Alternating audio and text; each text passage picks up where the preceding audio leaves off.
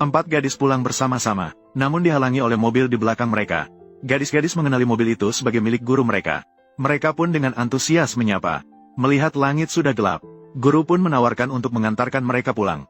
Sementara gadis di kursi penumpang depan, dari atas sampai bawah, memancarkan kematangan yang jauh melebihi usianya.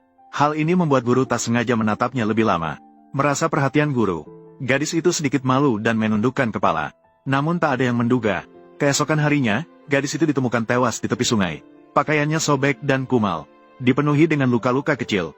Bahkan sudut mulutnya dikelapak oleh pembunuh dengan kejam. Setelah penyelidikan polisi, saat guru mengantarkan murid-murid pulang semalam, gadis yang menjadi korban adalah yang terakhir turun dari mobil. Mereka segera menuju ke sekolah, menangkap guru di depan semua orang. Namun akhirnya setelah perbandingan DNA, mereka menemukan bahwa guru bukanlah pembunuh. Saat kasus hampir buntu, hutan kecil di desa kembali menjadi tempat kejadian pembunuhan. Korban juga seorang wanita muda. Setelah penyelidikan polisi, mereka segera menemukan tanah di sekitar korban. Terdapat jejak penggalian dengan skop, dan juga tanda-tanda penggalian dengan tangan. Dan ukuran sidik jari berbeda-beda. Detektif berpengalaman menduga, mungkin ini adalah aksi kelompok. Polisi memeriksa sekeliling, berusaha merekonstruksi tempat kejadian. Tanpa sadar di balik pohon besar di kejauhan, ada sepasang mata yang memperhatikan setiap gerakan mereka dengan cermat. Setiap langkah mereka, ternyata pemuda itu adalah penjaga hutan di wilayah ini. Dia sebelumnya menemukan mayat wanita ini saat berpatroli di gunung. Dan mayat wanita ini bukanlah orang lain. Itu mantan pacarnya. Mereka makan bersama beberapa hari yang lalu. Kenapa tiba-tiba mati di hutan yang dia jaga sendiri? Pemuda itu terkejut dan bingung. Dan setelah mendengar suara, rekan kerja juga datang tergesa-gesa.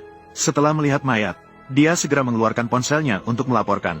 Tidak bisa melapor. Kamu gila. Aku akan menikah Sabtu depan. Jika melapor, pasti saya akan masuk. Pemuda itu segera memberitahu rekan kerjanya. Hutan ini tanggung jawab bersama mereka berdua. Mereka pasti akan dibawa polisi untuk diselidiki. Dan kemungkinan besar akan kehilangan pekerjaan. Paman itu merasa itu masuk akal. Tidak perlu mengambil risiko lagi karena hal ini. Maka setelah berdiskusi dua orang tersebut, memutuskan untuk mengubur mayat terlebih dahulu. Namun mereka tidak memiliki alat apapun saat ini. Mereka hanya bisa menggali tanah dengan tangan. Namun tanpa sengaja meninggalkan sidik jari di tanah. Tiba-tiba pada saat itu, radio komunikasi mulai berbunyi. Katanya ada beruang di pegunungan baru-baru ini.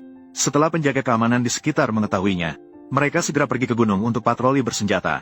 Keduanya ketakutan dan panik. Mereka melarikan diri dengan tergesa-gesa. Bisakah ini berhasil? Tidak masalah, tidak ada yang melihat. Tidak benar. Ada kamera pengawas di sini. Ini adalah sudut buta kamera pengawas. Harus pergi ke ruang kontrol. Tapi apakah kamu tidak akan terbongkar? Harus pergi. Mengapa? Kemarin malam saya pernah datang ke sini. Kemudian dengan bantuan paman,